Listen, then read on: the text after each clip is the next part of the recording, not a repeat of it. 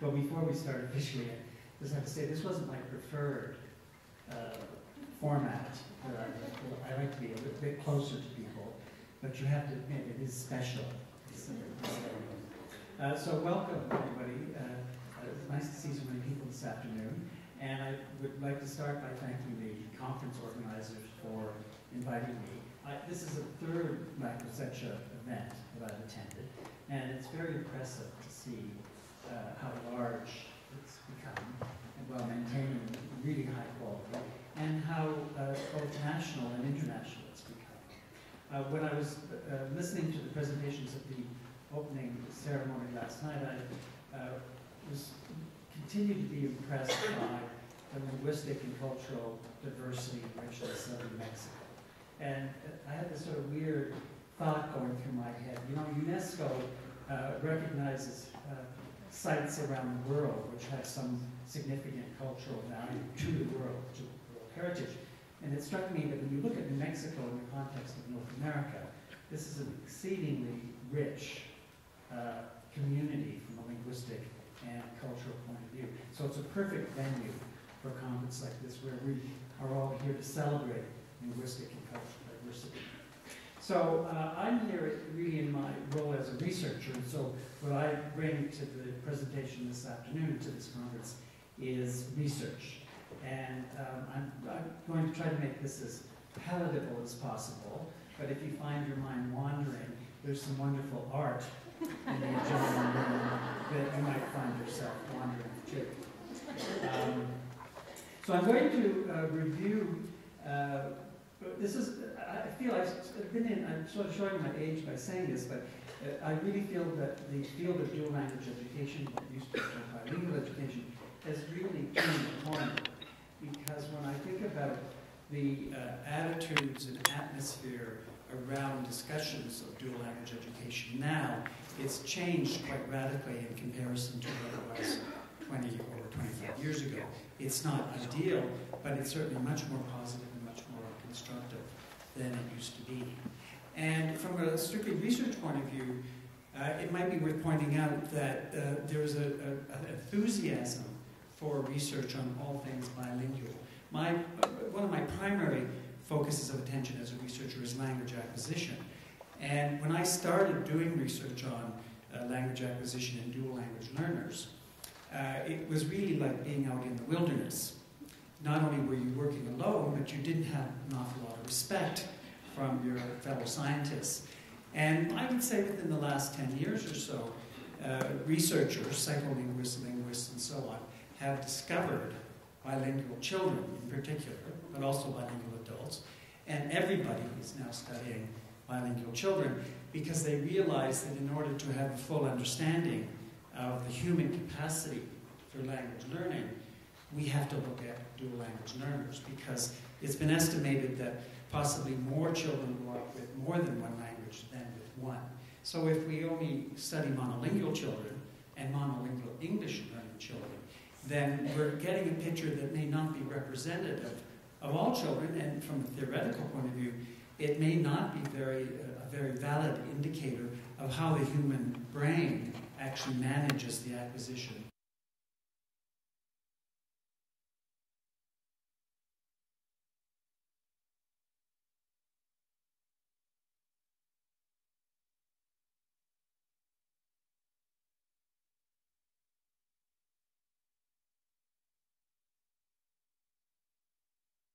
We've learned in the last 50 years about dual language learning and teaching, which is relevant to our interests. I clearly can't cover everything that's been done, but I'll cover things that I think are relevant to us as a community of professionals who are interested in helping children learn more than one language, primarily in school settings, but not only in school settings. So I've identified 6 lessons that I want to spend a little bit of time with you on. These are really just my ways of summarizing a great deal of research, and so that they tell an interesting story, but they also tell what I think is a fairly comprehensive story. There's nothing scientific about the way I've clustered these questions, but I find them a useful way of reviewing this research. And you can read through those yourself, or maybe you can't because the monitor is quite far away. So they are, bilingualism is not a burdensome for young learners. After I go through this list, I'm going to actually go into each one of these in depth and describe the research that actually substantiates these claims. Lesson 2, which you've heard about already from Jim Cummins' talk, is that dual language education works. I probably don't have to say this to you. You've already heard it this morning, and you probably also already know it. But I think we always have to be ahead of the curve on the research from this question so that we can convince others around us that this is actually a valid and very, very effective form of education. Because there's still a lot of doubting Thomases, and I use that expression reverently in this context. Lesson 3 is that both languages should have equally high status to create an optimal environment for children to learn two languages, especially a dominant language like English along with another language which has less dominance. 4, pedagogy matters, and I want to get into some detail on that. 5, the L1 is a useful tool for developing competence in an L2. This is an idea that's been around for a long time, but we can put a lot more flesh on the bones of this idea. And finally, strong leadership is critical. How many of you in the audience are administrators or policymakers? Okay. Oh, wow, a lot of you. Okay. How many of you are teachers? A few of you. Okay. So, let's go. This is a crash course. You may need to put on your crash helmets so that you don't crash out. Before I actually launch into this, I have to say that I'm going to be focused on language development of primarily English learners, but not just English learners, also majority language kids who are learning more than one language. But I want to emphasize that English language development is probably not the only or the most important challenge that English learners face. These children are very diverse, but they often come with backgrounds that make success at school difficult. So they may come from backgrounds which are socioeconomically disadvantaged.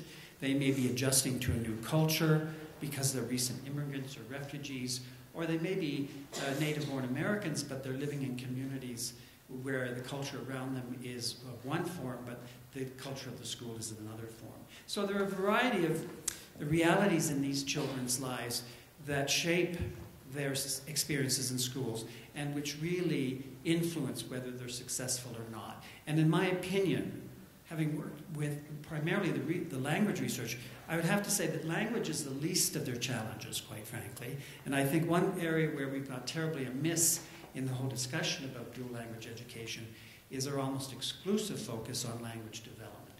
Because there are other challenges which these children face and which we as educators must deal with if we are to actually create successful learning environments for them. As you see as I go through this, you'll see that language learning is not a challenge for most children. So I want to start with that lesson. And this is an area of research that I've been actively involved in, and it may be an area of research that you're less familiar with, because strictly speaking, it's not about education. It's about language development in children before they come to school. So these are children who are growing up in environments, or in families in many cases, where more than one language is being used, and they're exposed to those languages and they're learning those languages without formal tuition, without standardized testing or any of that sort of stuff. And it's been long thought, and one of the naysayers of bilingual or dual language education have often argued that educating non-English speaking children through two languages is inappropriate because learning two languages is harder than one. And the simple logic of this was that two is bigger than one. So learning two things is harder than learning one thing. Now, as an adult, that's probably true. But as a child, that's not necessarily true, and it's not necessarily the way your brain works. So there's some extremely exciting and really, really important research that's going on now that shows that in the infant-toddler period, children are not challenged by learning more than one language. That there's no evidence that they are not neurocognitively prepared to learn two languages as easily as one. There's relatively little research on multilingual children, but there's a lot on bilingual children, and this is the area of language acquisition research has really exploded as researchers, psycholinguists in particular, have shown a real interest in looking at how these children acquire language. And it makes sense, because when you think of it, if children can acquire two languages in more or less the same fashion or to the same extent as children acquiring one language, then this tells us something about the capacity that children have for learning language, which we would not appreciate if we only looked at monolingual children. So the incontrovertible conclusion from all of this research is that children are prepared to learn two languages from birth fully, provided they, and this is an important caveat, provided they are given an appropriate learning environment. And I'm going to talk about that as we go along. Now let me give you some evidence of that. Research on these children, like research on monolingual children, one of the things it's done, it's mapped out certain milestones that children go through as they acquire language. We now know, in fact, and these are milestones that are evident after birth, but we know now that children actually begin to learn language before they're born. So there's critical elements of language learning take place before children are born. But the research I'm going to be describing here very briefly is evidence that comes from children who are alive and well. So, and these are some common milestones in language development that have been looked at quite extensively in monolingual children.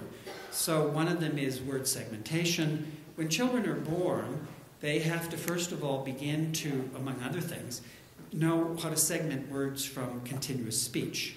Because it's like this, I don't, if you've never heard Serbo-Croatian, you can imagine if somebody were speaking Serbo-Croatian to you, you wouldn't know where one word starts and another word stops. So one of the first challenges in order to learn language is to learn the words of the language, because those are the building blocks of language.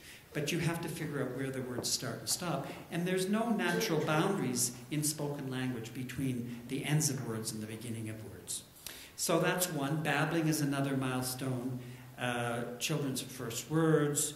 There's a thing called the vocabulary growth spurt. These are all elements of language which appear to occur more or less at the same, roughly the same ages in monolingual children, despite a variety of different factors. And it's thought that these milestones emerge in the sequence that they do and at the time that they do because they're kind of biologically driven.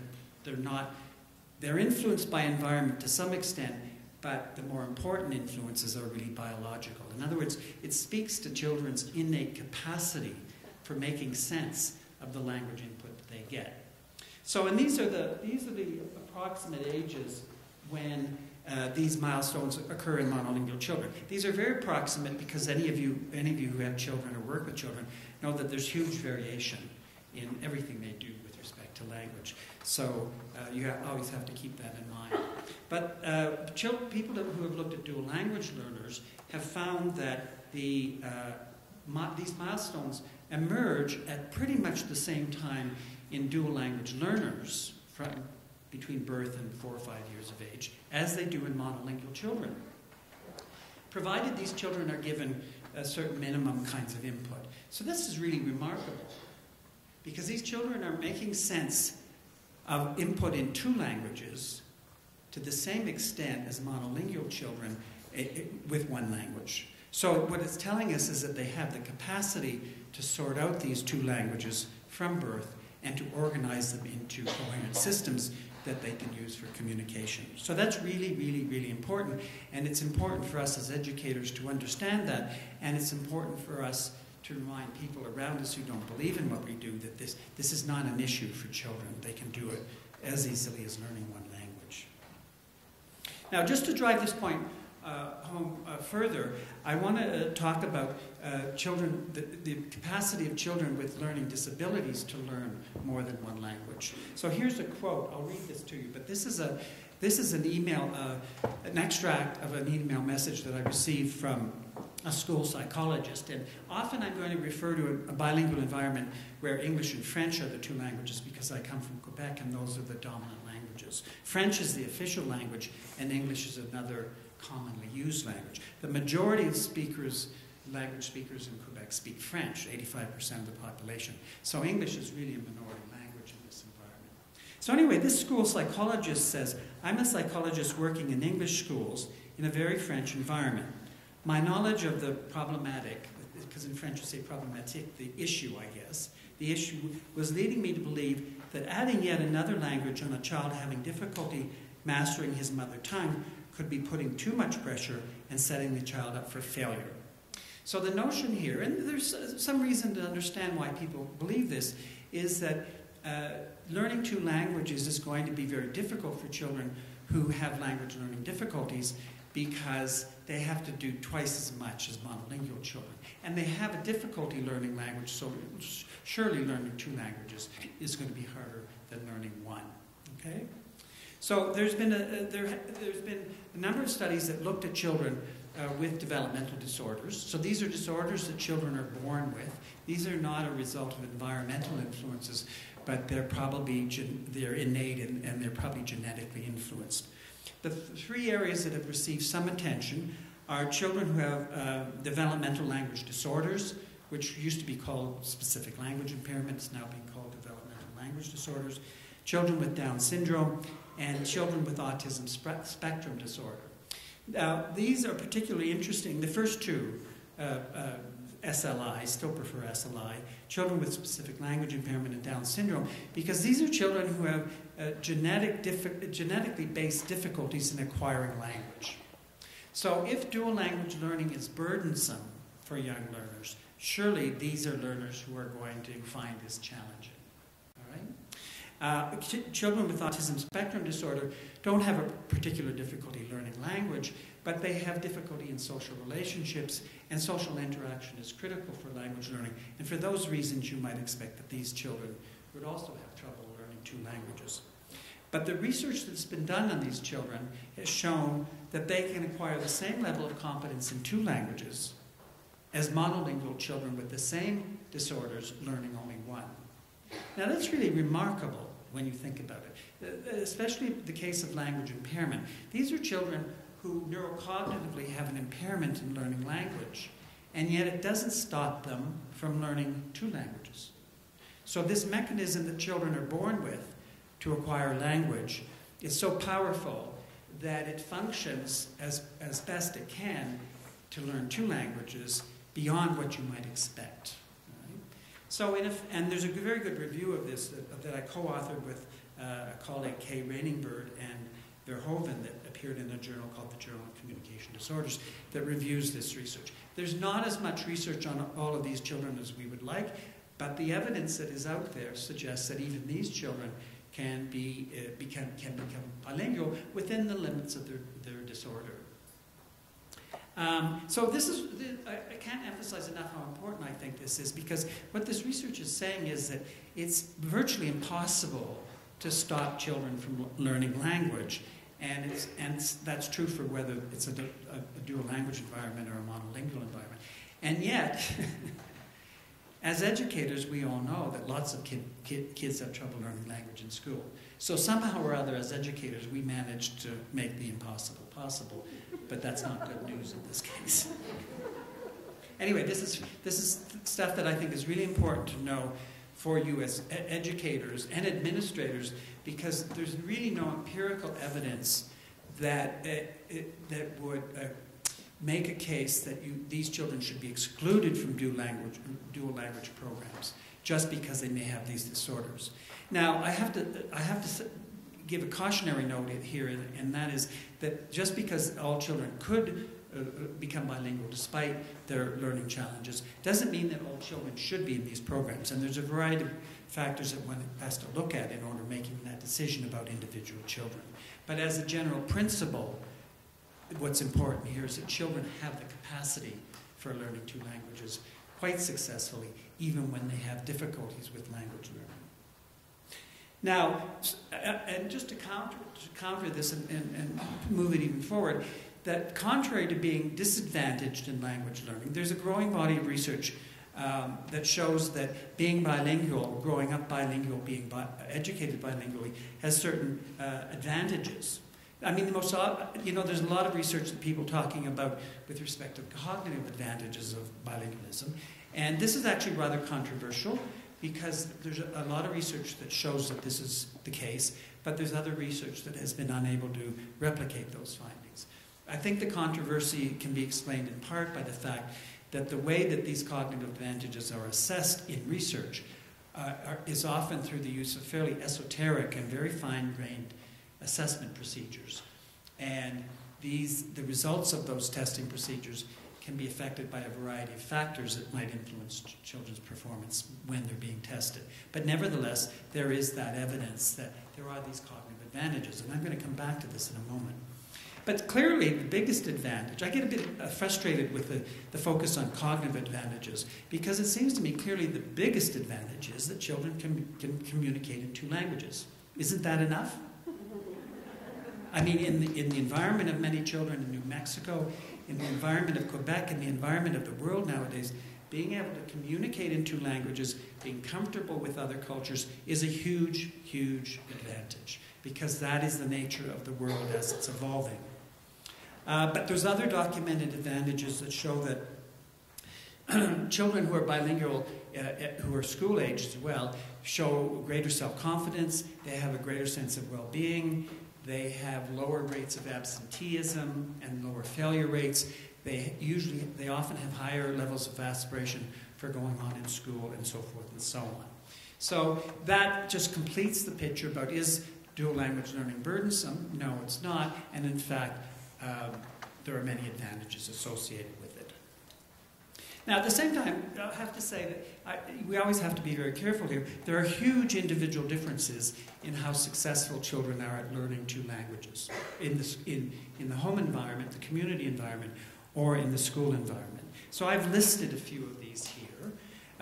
Some of the factors are related to how early the children get exposure to the second language, how much exposure they have to 2 languages. I mean, one of the challenges for children, but primarily for their caregivers, is that when you're wanting your child to learn 2 languages, you have to make decisions about how much time to devote in each language. You're dividing their learning time between 2 languages. And within certain limits, children can get too little exposure to actually acquire a language fully. The quality of exposure to each language matters. How much continuity and exposure there is in their exposure to those languages. There are cross-linguistic differences. Some languages are more similar to one another than other languages. All of these factors can influence language learning and can account for the individual differences that we see in young dual language learners. Now, what's really, really important to note about these factors is that they are not about children's capacity for dual language learning. They really reflect influences that lie outside the child, him or herself. They're really influences from the environment, from the languages themselves, or from the caregivers who are providing input. Now, what's encouraging about that is that these are all factors within our control. We can control all these issues. How much exposure they have to language, the quality of the exposure, and so on. So we can help to maximize children's language development by recognizing that these are important in their language development and by ensuring that we give them the right kind of learning environment. Now, I sort of wanted to slot in some research we've just done because I'm very excited by this research, but I think it fits in this part of my presentation because I've long been a proponent of the notion that bilinguals, dual language learners are really fundamentally, under the right condition, are no different from monolinguals. And I think that I and other people adopted that attitude really as a kind of defense against this sort of categorical argument that dual language learning is difficult and actually puts children at risk. So as positive as all of this evidence is about dual language learners, we also have to keep in mind that these children are not the same as monolingual children. And I think this is, and I'll show you some evidence that pins this down. We've thought this for a long time now, but this is really compelling evidence that actually demonstrates that point and explains it. And I think we have to keep this in mind in school settings as we set expectations for these children, as we examine their competence, And as we try to explain their performance, we have to recognize that using monolingual standards, using monolingual protocols is not appropriate because these children are fundamentally different from a neurocognitive point of view than monolingual children. So this is research that that very few people in the education field know about, but which I've been doing for over 20 years, 15 years. This has been research on children who are adopted internationally. So these are children who are born in China, but then within a year or two of birth, they're given up for adoption, and they're adopted by, in our case, French-speaking families in Quebec, but often it's English-speaking families in Canada or the US. And I started to look at, and when these children are adopted, they are no longer exposed to their native language, and most of them have exclusive exposure to the adopted language. This is sometimes referred to as a case of second first language acquisition, because in effect the second language becomes their only language. These are monolingual speakers of a second language. So they're different from immigrant kids who are exposed to English as a second language, but they continue in many cases to develop their first language. So I was very interested in these children as a case of early second language acquisition. And you know, there's this notion of a critical period which argues that at some point in development, before that point, second language learning is relatively straightforward and results in complete development, whereas acquisition after that stage can become difficult and incomplete. And the critical period is often put around in the early teens, around 13, 14, 15 years of age. But nobody's really ever looked at how early this critical period might start to close. So these children are a really interesting case of very early second language acquisition that allow us to understand better, are there really early critical periods that we need to take into account. So we were studying, the children we were studying, we started to study them from the age of 4, and we continued to study them till they were in their teens, 15, 16 years of age. And when they were in their teens, we decided to do some neuroimaging research with them, because I was very interested to see how these children processed their second language, French. Because on the one hand, these are children who are acquiring a second language well within the typical critical period. I mean, if I ask most of you, here's cases of children beginning to learn English as a second language at 2 years of age, how many of you think that they would look neurocognitively the same as monolingual English children? None of you. Oh, well, you were far more insightful than I was. Most people would think, well, their brain is still in a very fluid state of development. They're going to look very much like monolingual English-speaking children because the brain is still relatively unattached, in a sense, to a language. On the other hand, it's possible that there's early learning that's already gone on that's influencing how they're going to process French. But we were also interested in looking at their Chinese.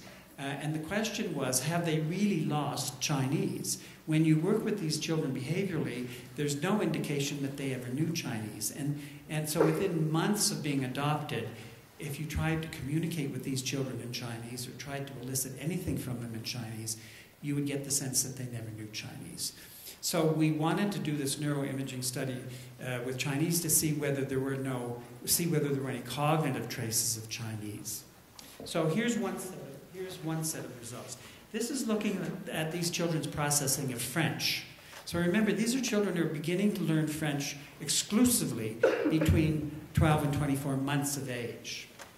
And we're testing them when they're about 15 years of age.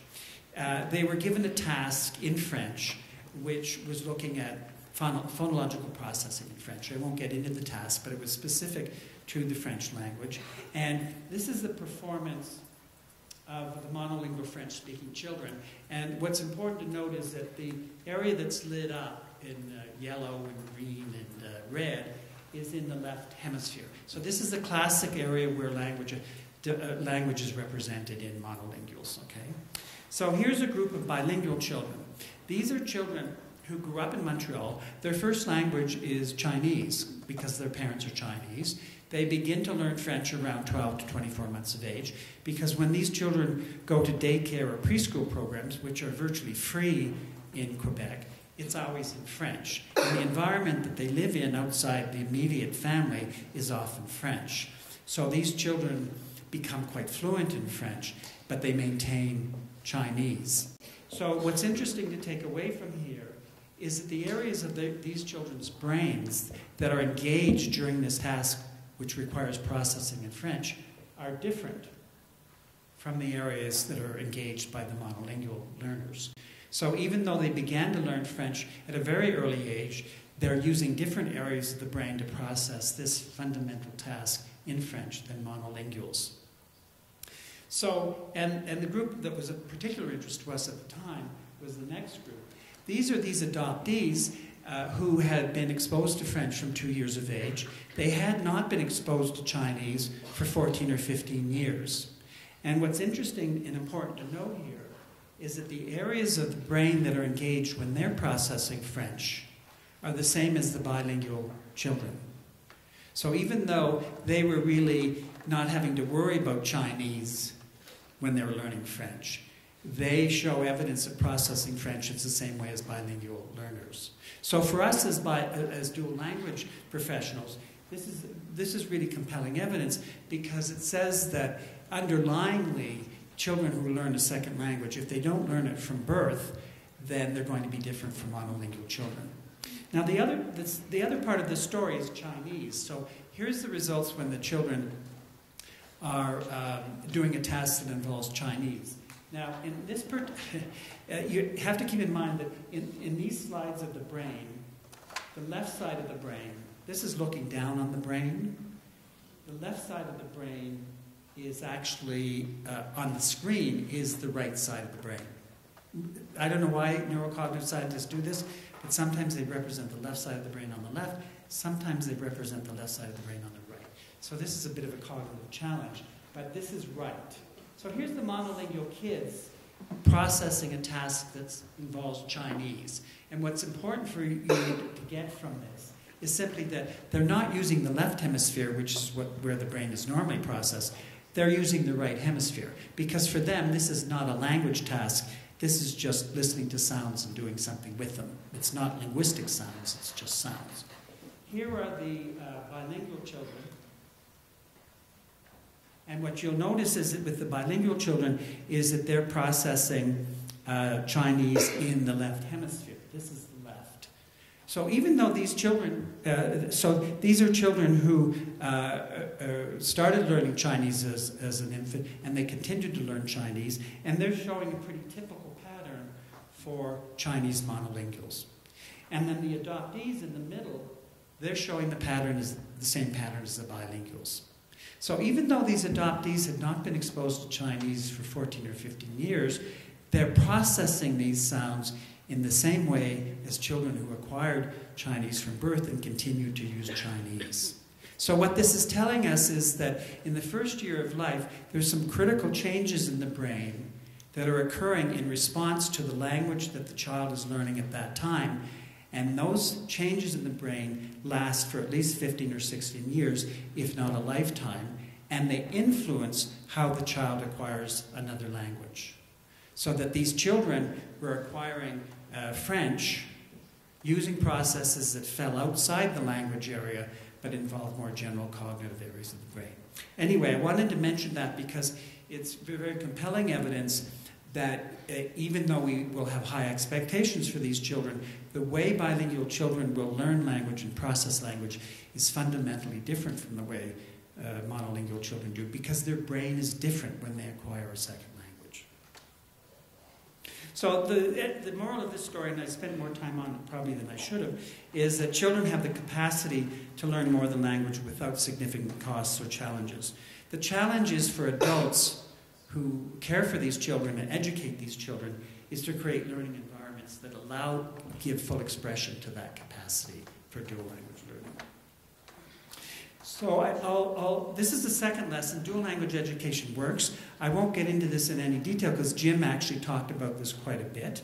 But over the last 50 years or so, there is conclusive evidence from research on both majority language learners in dual language programs and minority language learners, ELs, in dual language learner programs, that these programs are successful. that these children achieve the same levels of competence in English as children in monolingual programs. They achieve better levels of competence in the second language, and they often achieve higher levels of academic achievement than children in monolingual programs. So contrary to early arguments that dual language learning in school would jeopardize these kids' English language development and academic achievement, the results of these studies does not prove that. And what I've listed here are really a number of meta-analyses that have been done on studies, on evaluations of bilingual programs in the US that all come to this conclusion. So this is really pretty compelling evidence, but I think you've already heard that story quite a bit. Now, the other area of this aspect of this lesson, which is important, is how successful are these programs with students who have learning challenges within the school context. So there is research that has looked at children in dual language programs who often do more poorly in school than other children for a variety of reasons.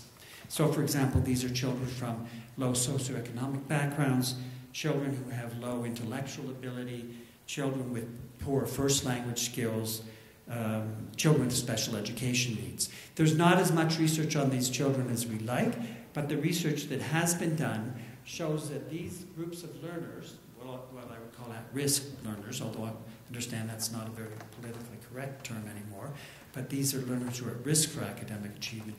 They do as well in dual language programs as monolingual children with the same risk profiles in monolingual programs. So once again, we see evidence of children's capacity for dual language learning either in a home environment or in a school environment if children are given the right environments. Now the third lesson that I want to get onto, and I'm getting into more educational stuff now, is that within dual language programs, and this is something I'm sure all of you know, but I want to illustrate how important it is, that it's success. Not all dual language programs are equally successful. We run the risk when we talk about the success of dual language education of ignoring the variation in some of the programs. There are some programs that are more successful than others.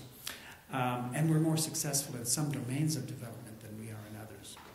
But if you aggregate across studies that have evaluated dual language programs, you find a very interesting pattern with respect to the development of English versus the second language. So within the US context, English is the dominant language, Spanish is the non-dominant language. If you evaluate students' English language skills, what you find is that students in dual language programs, in the long run, perform just as well in English as ELs in English-only programs. So even though these students have less exposure to English in school, their levels of achievement are just as good in English or higher than students who have been in English-only programs. Similarly, if you compare English learners in 9-10 programs versus students in 50-50 programs, the students in the 9-10 programs do just as well in English as students in the 50-50. So there's no direct relationship between how much exposure these children are getting to English in school and how high their achievement levels are in English if you track their performance over time. But it's very, very important, and Jim pointed this out earlier, it's very important that you track their performance over all of the elementary grades, because the real benefits of dual language education don't show up immediately. They start to show up more in grades 4, 5, and 6. Now, just to show you that this is not specific to your programs, when you look at dual language programs in Canada, you find a similar pattern. So in Canada, this is a kind of early immersion program in Canada. Are you all familiar with these programs? Who is not? You all pretty much. Okay, so briefly, what happens is when these kids start school, all of their instruction in kindergarten, grade 1 and grade 2 is in French, their second language. And then starting in grade 3, they get a little English, and then they get more and more English, so that by the end of elementary school, it's 50-50. If you compare these students' performance in English to the performance of students in English-only programs, you find that the students in these programs do just as well in English as students in an English-only program. Again, there's no link between how much exposure in school they get to English and their performance in English. Okay? So these programs, it doesn't matter how much you're doing the second language. Within limits, they do equally well in English. But there are times when the exposure does matter. So when you look at the US programs and you look at the Canadian programs, when you look at the students' performance in the non-dominant language, the low-prestige language, Spanish in the US or French in Canada, you find that students in dual language programs that get more exposure to the other language do better in that language than students who get less exposure to it. All right? So what I'm contrasting here is a situation where for English, exposure doesn't matter, but for Spanish and French, it does matter. So what are the reasons? Well, language status. I mean, you all know this. And these are 2 newspaper clippings that were sent to me from colleagues in the US that illustrate the really striking difference in status between English and French, and even Spanish and English, but even the striking difference between Spanish when it's being learned by English learners versus when it's being learned by majority learners. So in the first one, from the New York Times,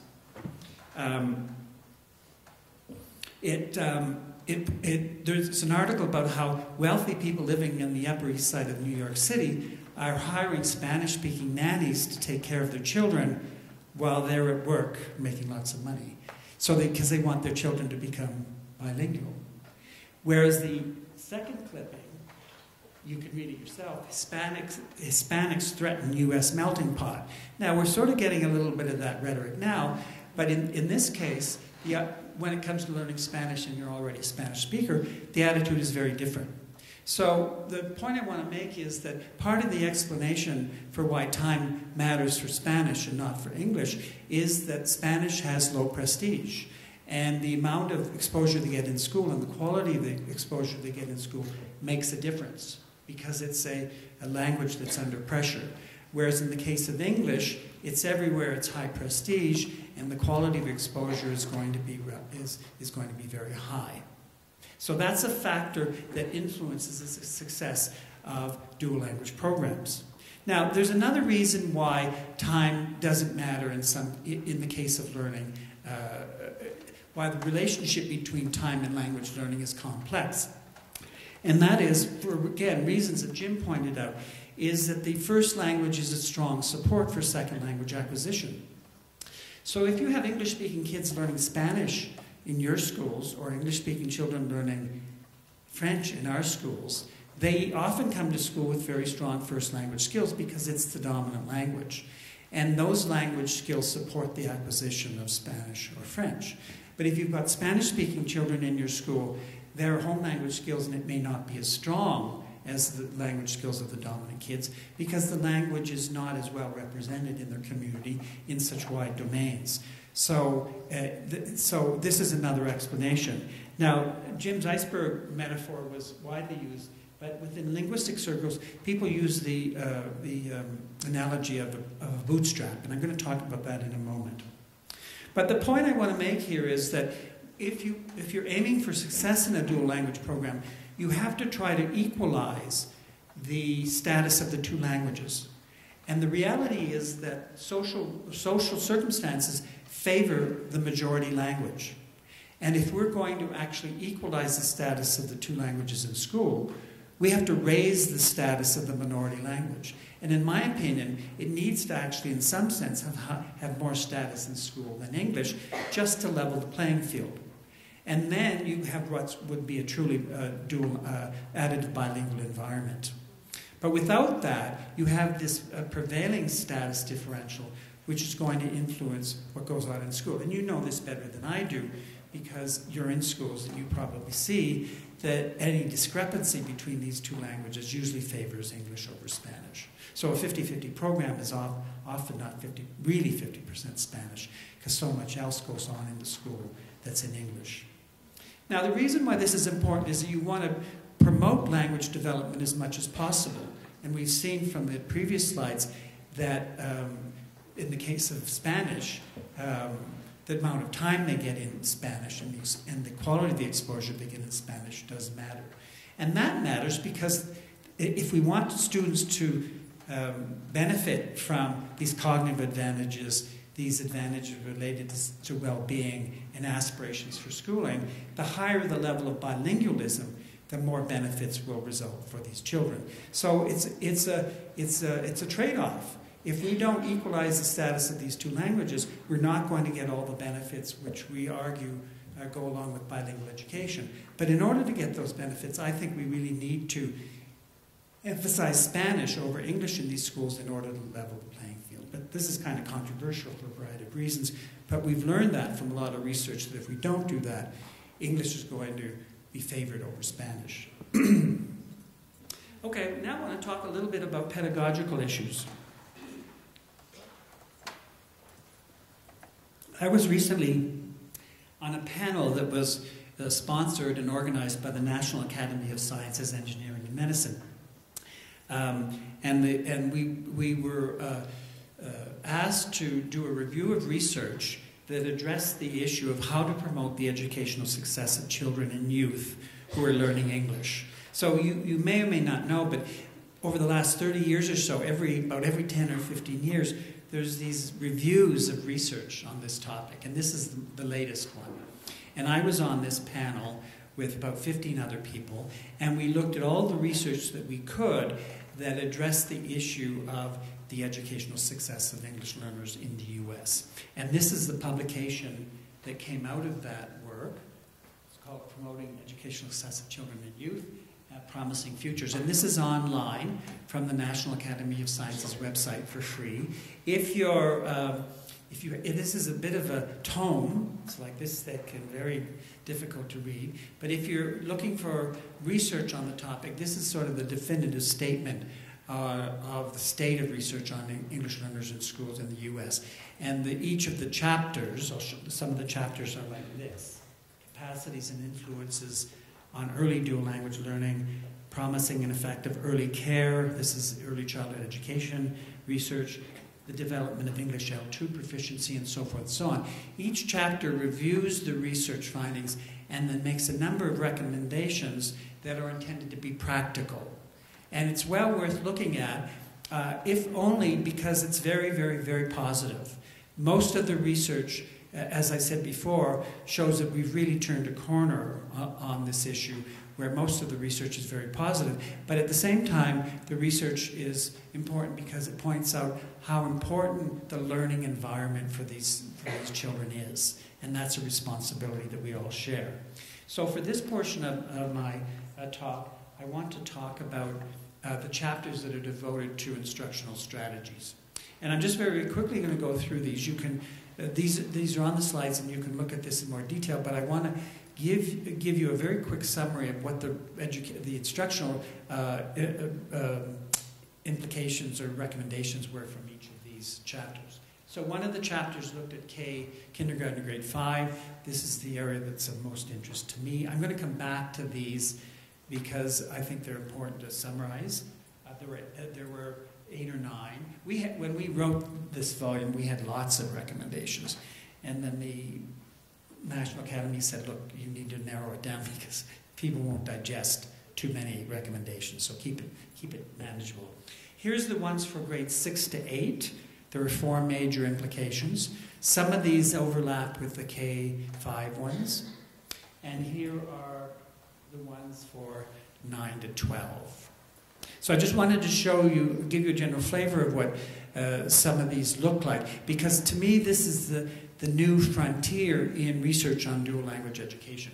We spend a lot of time in the early years trying to prove that these programs work, and we now need to do a lot of research to really get at the nitty-gritty of pedagogy and what is effective pedagogy in these programs, because these are difficult programs, they're complicated programs, and we need more insight, both from professionals such as yourself, but from researchers to guide us in the instructional process.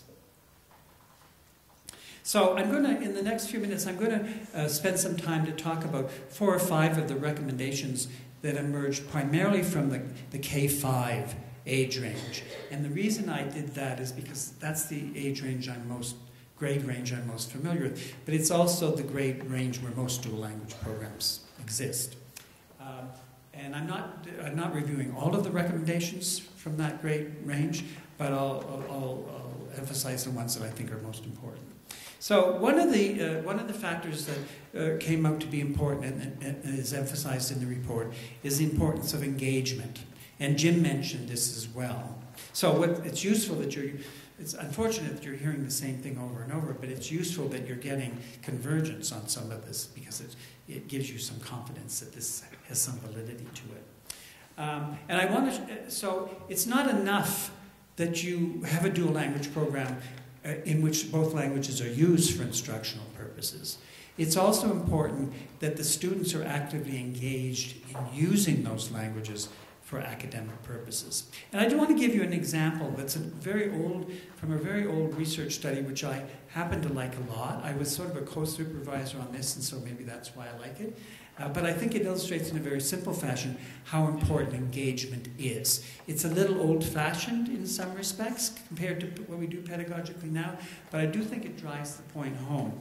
These were French immersion programs in Canada, and students in Canada can actually enter a dual language program. Remember, these are English-speaking children, so they can enter the program at kindergarten, but they can also enter the program at grade 7. Which is the beginning of our high school or secondary school. If they enter in grade 7, they will have had some French as a second language instruction, but they've never had academic instruction through French. So when they start in grade 7, this is the first year that they're actually being taught math and science in French. So this is a new experience. So there was a teacher in one of the schools in the Montreal area who decided to look at different pedagogical approaches for working with grade 7 students in immersion. And she had a sort of standard French immersion class. So this is the first one. And these students were in grade 7. They got approximately 80% of their school day, their school week, was in French. What this means really is that all of their academic instruction in mathematics, science, social study was in French, their second language, by French-speaking teachers who to a large extent used only French. These kids had some competence in French because they had had some French second language instruction, but they were by no means fluent at the time. What was characteristic of these classrooms at the time, and this is where they will seem very old-fashioned, is that they tended to be very teacher-centered, and the students tended to work towards a common set of goals in a common way. So it was a kind of lockstep process where it was often book learning, and they often tended to, all students were progressing in the same way at the same rate. It was a sort of standard way in which these classrooms were taught in those days. Now we've advanced to do much more interactive and active learning, but that's the way it was taught. Now, in the other experimental class, which was an activity-centered program, the students, one of the important things about the study is these students only had 40% of their school day in French. So they got the morning in French and the afternoon in English or vice versa. So they got half as much French instruction as the other kids. Instructionally, the program was very different. It was very student-centered. In science, for example, the students were allowed to choose from among a set of options what scientific objectives they wanted to pursue. It could be outer space, it could be deep sea diving, it could be biology, it could be something else. And they had to sign a contract with the teacher about what they were going to do, how they were going to do it.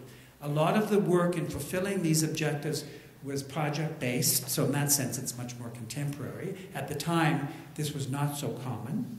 And the students often worked in small groups, so you might get 2 or 3 students working on the same project, and they did it together. And a lot of it involved field work, going to the library, going out, finding things in the local museum or in the local whatever, stores. And it was all done in French. All of this was done in their second language. So the important thing is to remember the different pedagogical approaches and the fact that the activity-centered approach had half as much time as the more teacher-centered approach.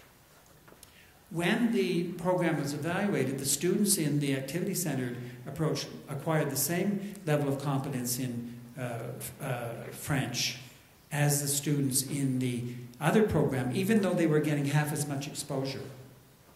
So this is really powerful because it says that we can get more bang for our buck in a way if we are sure to engage the students in very active ways in learning using the second language. So using the second language is good, but it's probably not good enough to get the maximum benefit. We need to motivate students, engage them in learning using the second language to really drive language learning. I mean, this makes sense. Young students are not interested in learning language for its own sake. They're interested in learning language because it'll interest them in other ways, and we need to make sure to build that into our classrooms. Now, this issue of engagement takes on, the report points out that the issue of engagement takes on particular significance in the higher grades. And the report emphasizes that it's really important that we develop curriculum and strategies for engaging older ELs, because if they disengage, their success is going to be reduced considerably. So the report points out that as you get higher in the grades, of course, the cognitive and academic goals and challenges become more complex and challenging. And to master those, you need to be engaged.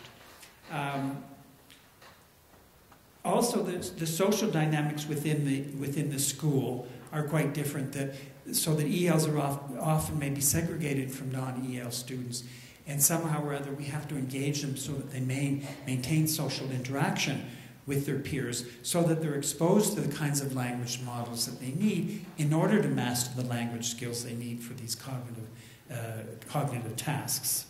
So the peer group takes on much more significance in a way as in the older students, because the older students are going to provide a lot of the language models these students need, with respect to English at least.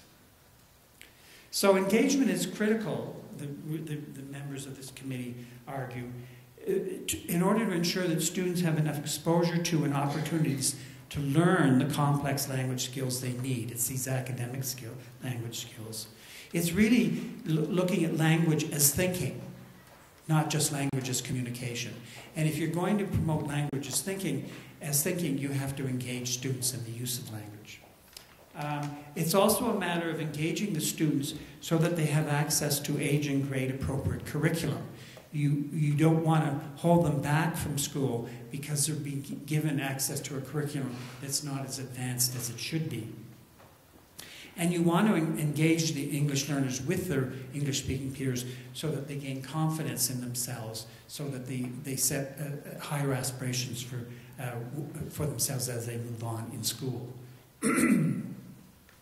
Another recommendation that emerges from this report, which I won't spend a lot of time on because it has been discussed already and you know this already, and frankly we really need a whole session on this, and that is that it's critical that our instructional programs include an emphasis on academic language development.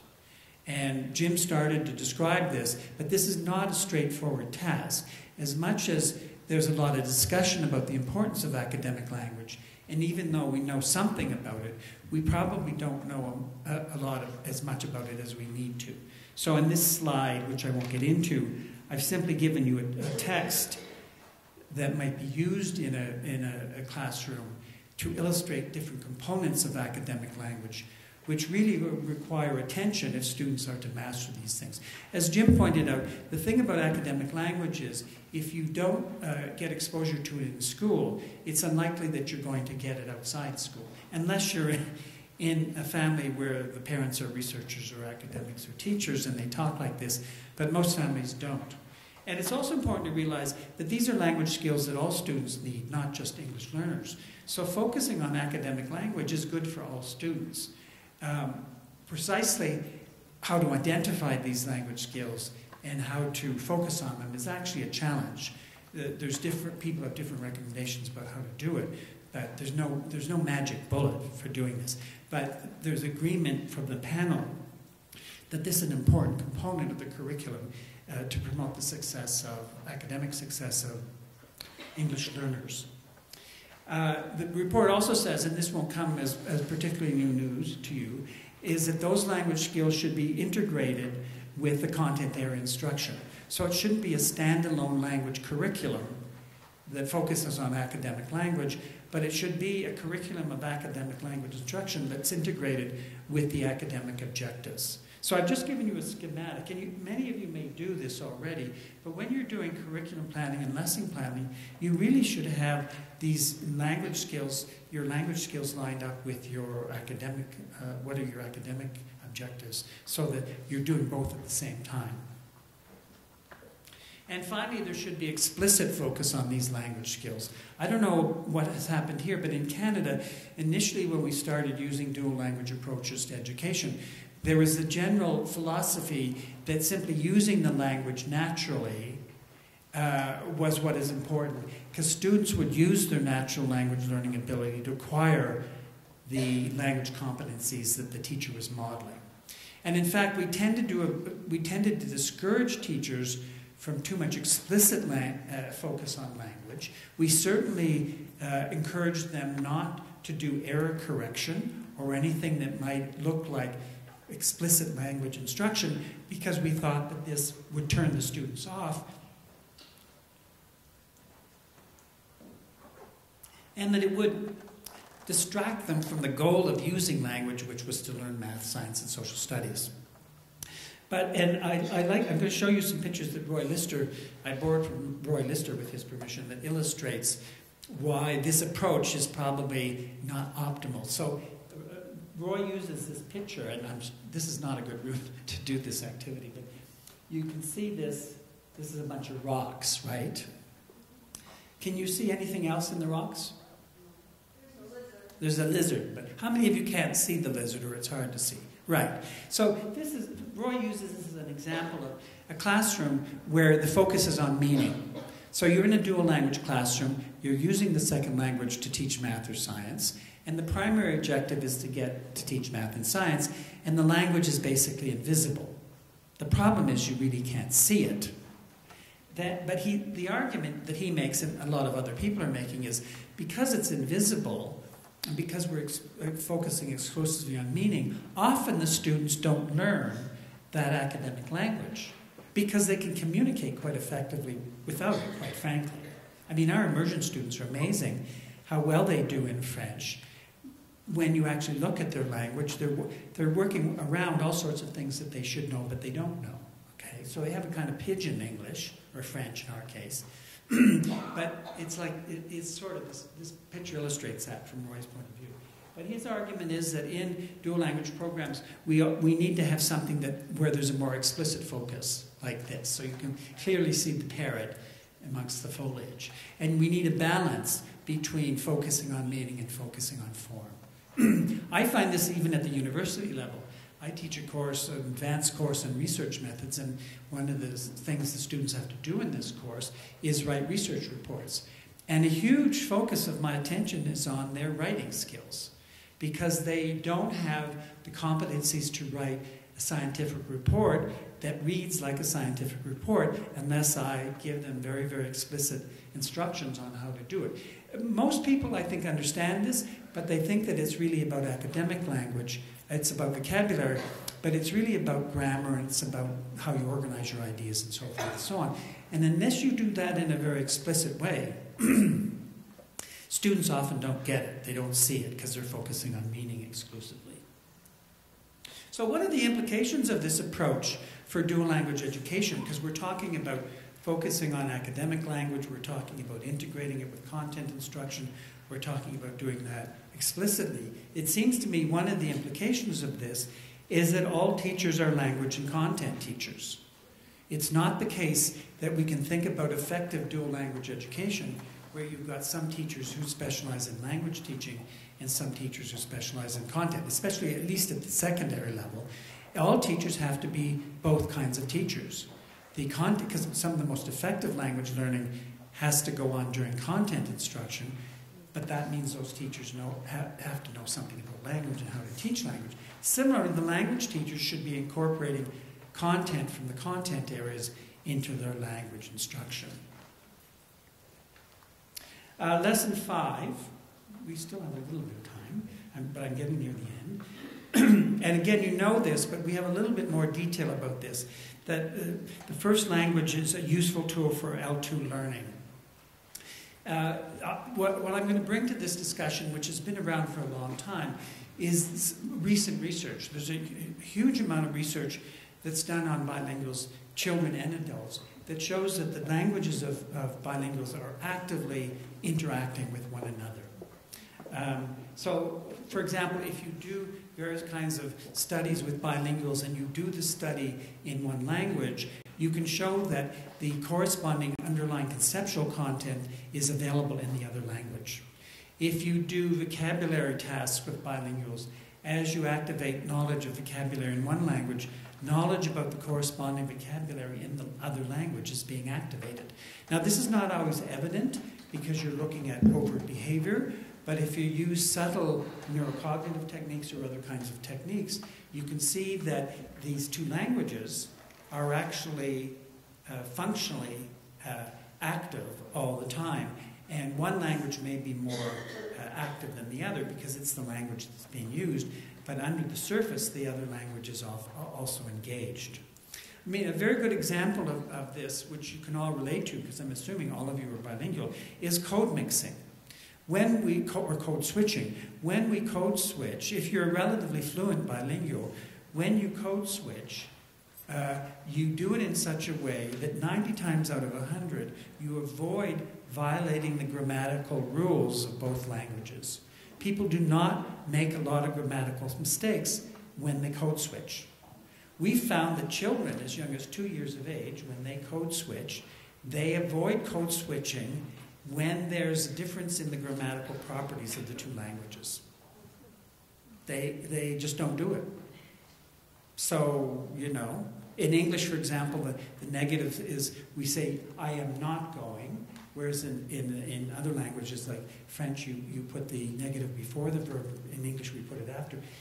They simply will not use the negative form in a code mixed utterance, because if they do, it'll violate the placement of that negative marker in one language or the other language. So, but they will code mix, but they'll code mix in ways that keeps the grammar of the two languages intact. So what that tells us is that these children are able to activate their two languages at the same time, but furthermore, there's some kind of process going on subconsciously where their brain is comparing the linguistic constraints of the two languages, so that as they start to mix them, they avoid mixing them where they're going to run up against one another.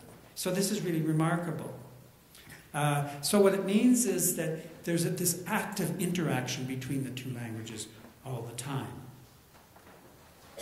So one of the most powerful evidences of this within the educational sphere is in the realm of reading. There's lots and lots and lots of evidence that students who are good readers in their first language find it easier to learn to read in the second language. As you've probably heard people say, you only have to teach children to read once, and then learning to read in another language is easy because they already know the other language, then learning to read in the other language is relatively straightforward. And these are aspects of reading development that shows significant positive correlations between two languages. Okay? I want to show you how we need to use this kind of we need to use these insights about interactions between two languages more constructively. So this is a study we did where we were trying to identify students who are at risk for reading or language difficulties in school. So these were kids in a French immersion program, English-speaking kids in a French immersion school. And in our program, as Jim pointed out, often English is not used at all for 3 years because the focus of attention is on French. Now, one of the problems is that when students start to have difficulty with the language or learning to read the language, we don't know whether they have an underlying language and reading impairment or whether they're just slow readers or slow language learners. You probably face the same difficulty. Now, we know from other research that, especially in the domain of reading, that it's critical to identify children who are at risk for reading difficulty early so that you can give them additional support early on. And 80 to 90% of the kids who have trouble learning to read would probably not have trouble if we identified them earlier on. But what happens in dual language programs in many cases is that the student is being taught to read in a second language. He's not showing progress like other students. this starts to raise some red flags, and you know, you have a meeting and you think, well, gee, is this an underlying language reading impairment, or is he just really a slow second language learner? So rather than jumping to conclusions and stigmatizing the child with the label of reading impaired, the decision is often made to wait. Well, let's give him another few months, or let's wait till next year, and we'll see how he progresses. And often this pattern will repeat itself because people have trouble differentiating between an underlying reading impairment and just difficulty learning to read. And then at one point, in grade 2 or 3, it becomes evident this student is not making progress, starting to have problems in school with everything, behavioral problems, attitude problems. So then the decision is made, this child has a reading impairment, let's do something about it. And one of the reasons for doing this is that we don't know how to differentiate in those situations between a lack of opportunity to learn to read in the language versus an underlying impairment. So this study was motivated by that. And we know from a lot of the research that I just mentioned that there's a lot of positive correlations between reading in a first language and a second language. So we thought, look, what if we take a group of kindergarten children in a French immersion program and we administer a battery of English language tests to these children as they enter kindergarten, with the view to seeing whether we can use these tests in English to predict which kids will be at risk for reading or language difficulty later on in French. And if we do it in English, then we can do it early on in these children's careers. We don't have to wait until it's too late. Normally in these programs, they wouldn't be doing this testing in English because it breaks the rule that we should only be using French in these grade levels. So we administered a battery of tests in kindergarten that had been shown to predict reading impairment and language impairment in monolingual English-speaking children. We followed these children until the end of grade 3. We actually have data on them until the end of grade 6. And by then, we were looking at their French language scores, because they'd been in French for 2 or 3 years. And we classified the kids in grade 3 as being in the low range on the French results, or in the typical range. So the kids in the low range, the bottom quartile, we regarded as children who are at risk for reading or language impairment. And then we went back to see whether our kindergarten results could predict which of those kids were in the at-risk or difficulty group. And what we found was that we were able to predict with 93% accuracy which children were in the at-risk group in grade 3 using their kindergarten results. Now, that's quite high. And what that means, though, is if we had done what we should have done, or what we should be doing, in kindergarten we would be screening kids in this way and identifying the children who look like they need additional support, because without additional support, they're going to run into difficulty later on. And so this is I'm including this here because it's an example of how to use these cross-linguistic relationships in a way that really can benefit teachers. It's sometimes viewed as controversial because people don't like testing children this young, but this is clearly in the case of reading, this is an area of development that can be really improved by early support if you can identify who those children are. The other advantage of doing this in the reading domain is that a lot of the additional supports that you would give these children is support that classroom teachers can provide. It's not the kind of support that requires a specialist. And frankly, it's the kind of support that most students would benefit from, but these at-risk students would benefit from it most. Now, this brings us to the issue of translanguaging, because obviously translanguaging is about L1 support for L2 development, right? So I'm not going to get into this in great detail because tomorrow we have a panel in this same room about translanguaging. But roughly speaking, translanguaging is arguing, as Jim was to some extent, that we shouldn't keep the languages of bilinguals so separate, because in the natural environment where you have bilinguals and in the normal course of events, bilinguals have resources from both languages, and we should be allowing them to use those languages. And so there's a kind of a rush in some communities, some classrooms, to use translanguaging, which permits the use of English or Spanish at any time during English or Spanish lessons. I'm overgeneralizing this for sake of time, but because it's not clear what's really going on. But there seems to be a lot of enthusiasm for translanguaging. And I wanted to bring it up here because it's pertinent to this issue about how the L1 can support L2 development, but it raises the question, can we go too far with this? So there's actually very, very, very little empirical evidence that shows that translanguaging improves language development. I just did a review with Roy Lister and colleagues on this, and we could find almost no research that actually showed that classrooms, whether it's translanguaging, however you define it, improved learning compared to classrooms who tried to stick to the use of one language. Now, I'm not saying that we should keep these languages totally separate, but I think that we have to be careful about how we use them together. And also, we need to talk about translanguaging in more differentiated ways than simply to ask, is it a good thing or is it a bad thing? We need to look at it in depth to see what the advantages of it are, possible advantages, and what the possible disadvantages of it are. And I want to raise two issues very briefly, which we'll come back to tomorrow, and that is, if to use translanguaging effectively, or in my opinion, you need to look at what's the pedagogical purpose of using translanguaging, and secondly, what's the status of the learners. So I'm going to give this to you very quickly, because this way you'll have to come to the panel tomorrow, and this room is wonderful, you'll love to come back. These are reasons why you might engage in translanguaging, in my opinion. There's probably others. Can you all see those from, all right? So you might do it to enhance language learning, to enhance metalinguistic awareness, to enhance engagement, all sorts of reasons. My point about doing this is not to give you a long list of reasons to do translanguaging, but to say that the reason why you want to use translanguaging will influence how you do it. So, for example, if the goal is to enhance metalinguistic awareness, such as you might have kids identify cognates for important words.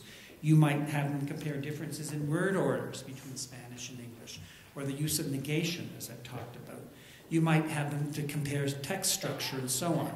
Those are all specific translanguaging activities because they involve comparisons between the two languages, but that has a cognitive purpose. And the activity that you would use restricts the use of the languages so that you don't lose control. I mean, one of the difficulties with translanguaging, if you don't define it in an intentional way, is that you lose control. Which brings me to the second point that I want to make, and that is you have to look at who the learners are. So in Canada, we're sort of appalled by the notion of translanguaging because most of our language learners are English speakers in French immersion classrooms. Now, if we allow these students to use English in the French periods of the day, they would never use French. Why would they? They can do it in English. And therefore, the motivation to use French is lost, and then getting back on track to use French would be extremely difficult. And if the students are not motivated to learn French in the early grades, then their language competence when they get to the higher grades is going to be insufficient to deal with complex cognitive material later on. So in our sociocultural context, translanguaging is looked at with great skepticism because we don't want the dominant language to become even more dominant or dominate the non-dominant language in our classrooms. Now, in contrast, I would argue, in dual language programs in the US, where you have speakers of a non-dominant language, a language that has relatively low prestige, and which is not favored by the community at large or by the schools in many cases, I think you might actually want to encourage everybody to use as much Spanish as they can, as often as they want, because you want to enhance the utility of Spanish. But you wouldn't want to encourage the use of English at any time during the day, because once again, the purpose of these programs is to create environments where students will be motivated to use the target language in order to learn it. And translanguaging could run totally opposite that. Okay? So that's just a little bit of a rant about translanguaging, and we're going to talk about it in more detail later on. Now, I'm going to finish off by saying something that probably needs more attention is that the final thing, or the most important thing we're learning, is that educational leadership is critical in effective dual language programs. So I'm referring here to administrators, principals, policymakers, and so on, that your leadership in this area is critical. And strong leaders are knowledgeable. They're knowledgeable about a lot of what I've said, not as researchers, but as professionals. And they're proactive in gaining knowledge about dual language learning and teaching so that they can make the kind of sound, principled decisions that are needed to make effective programs. I've been my experience after 30 or 40 years of this field is people who don't understand the research base a lot of their decisions on common sense. And my experience that a lot of common sense is horse sense, because it doesn't jive with the research. And we've addressed a lot of that right this afternoon.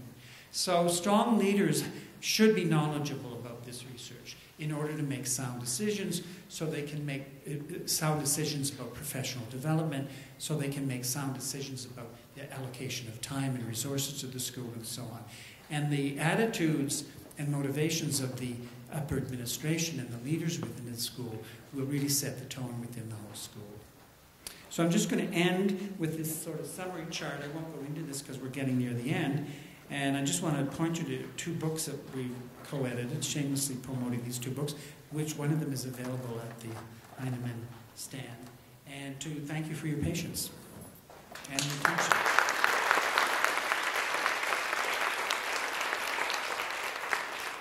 Now, I think we actually have some time. Sorry I didn't leave you a lot, but if there's time for questions or comments, please feel free. We do have some time. Yes?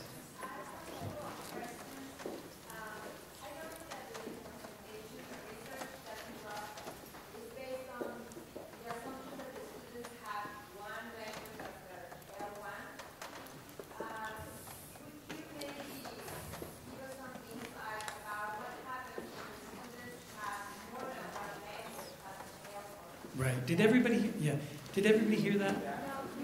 The question is, most of the research that I talked about and most of the research that's been done has been done assuming that the students have one language and they're learning a second language. And what happens if you've got students in these programs who know more than one language already? That's a very good question, and it's really relevant in many ways because a lot of students come to school now speaking more than one language. There's a little bit of research in Canada that shows that what we would call these children third language learners, because they don't speak English or they don't speak French, but they speak a third language, and they're speaking and they're learning English and French at the same time. Some of these kids are multilingual, and the research shows that these children do as well, if not better, than the monolingual kids in the program. And we're not sure why. We just think that it's because these children assume that they have to learn these other languages, and so they do. Whereas kids who come to school who are part of the mainstream language groups, I think the issue of learning another language is different. The motivation is not as profound. Whereas children who speak these other languages know that they have to speak the mainstream language, so it motivates them to do it. But there's a little bit on that. I think we shouldn't assume that they can't do it, but I do think that when I speak to parents and I talk about with parents who want to raise their children multilingually, I tell them that they often have to make decisions that they can't necessarily expect that the kids will be equally good in both languages in all domains. So for example, in the case of reading and writing, well, we know that bilingual kids can be equally proficient, fully proficient, and biliterate in two languages. We're not sure when it comes to a third language. And that's because when it comes to reading and writing, practice and use really make a big difference. And when you've got three languages in the agenda, you have to divide your learning time up into three sectors. Some parents do it. I've met parents who raise their children bilingually, and they're very successful. The challenge is not actually on the children. The challenge is on the parents and the other caregivers to create an environment where all three languages are used and represented well. Yeah, and you can't just leave it to chance. So these parents typically are planning their kids' linguistic week all the time to make sure that they're not only getting English and Spanish, but they're getting, I mean, there's families where the father speaks Spanish, and I remember the mother speaks Arabic, and they want their kids to learn French and English. And some parents can do that, but they have to really take charge of their children's life. That's my opinion. There's very little research, though, on these children. Yes? I'm really interested in what you discussed about the challenge for dual language programs of identifying whether children are experiencing a reading impairment or if it's just the challenge of learning in a second language. And you said the study was done with kindergartners with a battery or some kind of test in kindergarten, and then later it was done in French, which was their L2.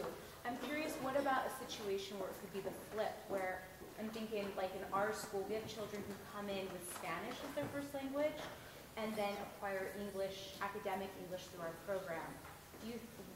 I mean, I know you didn't do the study based on that, right. But what would you say in that kind of situation? Well, I think it's quite feasible because we know a lot about the acquisition of Spanish and English for reading purposes. And there are a number of things, things like phonological awareness, knowledge of the alphabet, very simple metalinguistic abilities are pretty significant indicators of success at learning to read. And that's true, not to the same extent in both languages, but it is true in both languages. And there's enough research on Spanish reading acquisition where I think it would be relatively straightforward to identify what are good predictors for Spanish reading. What was kind of important, I think, about our study is we did this for language impairment, and I haven't seen anybody look at predictors of language impairment. But there are tests in English, I'm not sure this is true in Spanish, which are used to identify kids who are language impaired in English, and we simply use those tests. I wouldn't be surprised if those tests exist in Spanish, because there's been a big movement recently to develop Spanish language tests. Well, it's tricky, though, because these tests you always have to take into account that not only is Spanish the child's native language, but the child may not have had full exposure to Spanish. So you always have to take proficiency into account. So it's always difficult, but it's better than doing nothing. Yes? My question is, in your promising practices for K5 and for 6 to 8, you include to capitalize on students on language, knowledge, and cultural assets. However, you did not include that as a promising practice for 9 to 12. Right. Can you repeat that, please?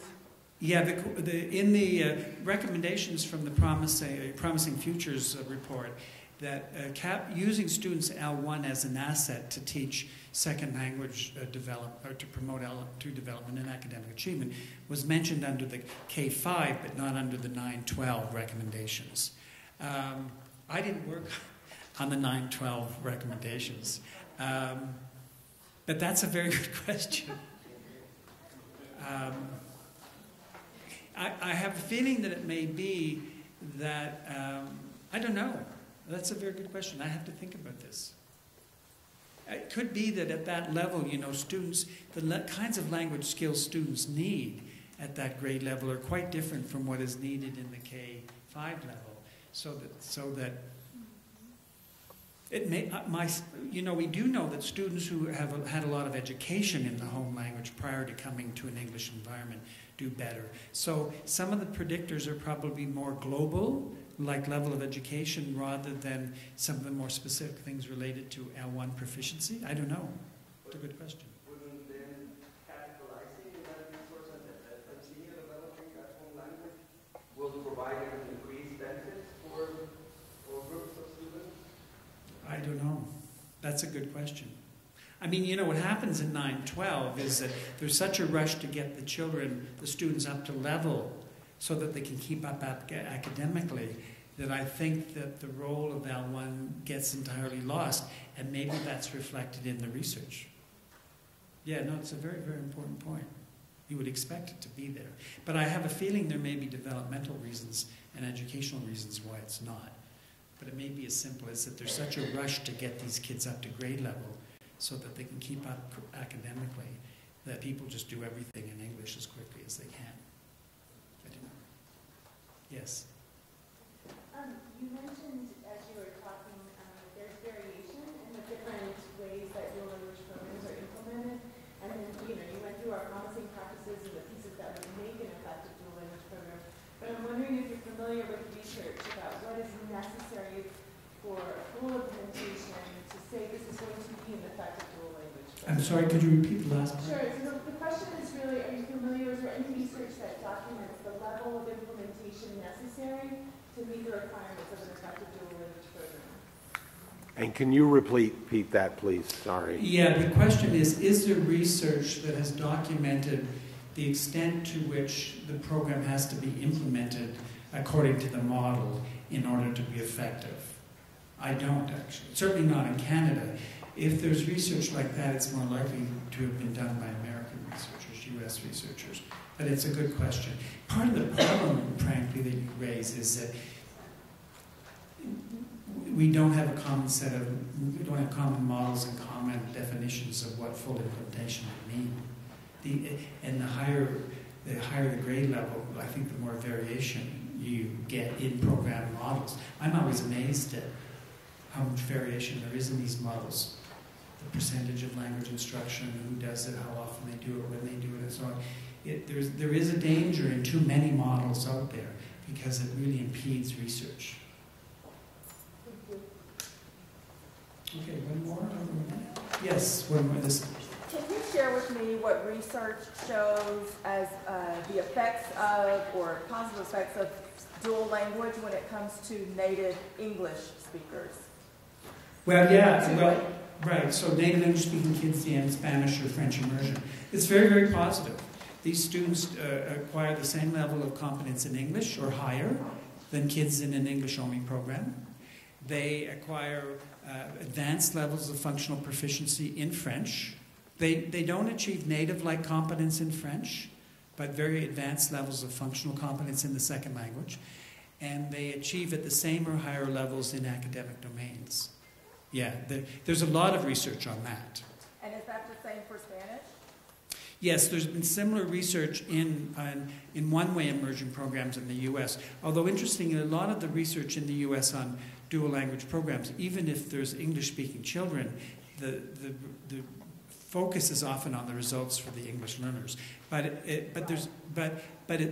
Catherine Lindholm Leary's research is the research to check out for that. Yeah, but it's pretty much the same as you find in Canada.